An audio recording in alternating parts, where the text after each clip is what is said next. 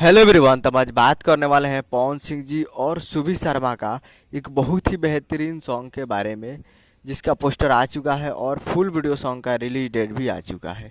और इस गाने को लिखे हैं कृष्णा बेदर्दी जी और इसमें म्यूजिक है मधुकर आनंद जी का। और इस गाने को गाए हैं पवन सिंह जी और पमेला जैन जी, जो कि आपको स्क्रीन के ऊपर दिखाई दे रहा है। जिस सॉन्ग का टाइटल रखा गया है नान्हे बाउमर, जिसका टाइटल है नान्हे बाउमर। और वीडियो में है पवन सिंह जी और सुभी शर्मा जी, फिट में है सुभी शर्मा जी। तो बहुत ही बेहतरीन सॉन्ग है और ये एक मूवी का सॉन्ग है, जिस मूवी का नाम है कट्टा तनल दुपट्टा पर। कट्टा तनल दुपट्टा पर ये मूवी का ये बहुत ही बेहतरीन सॉन्ग है नान्हे बा उमर।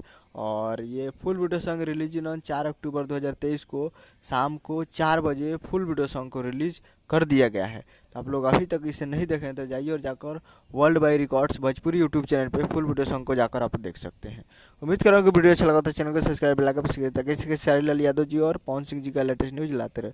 और वीडियो अच्छा लगा तो वीडियो को लाइक कीजिए। मिलते हैं अगले वीडियो में, तब तक के लिए जय हिंद जय भोजपुरी।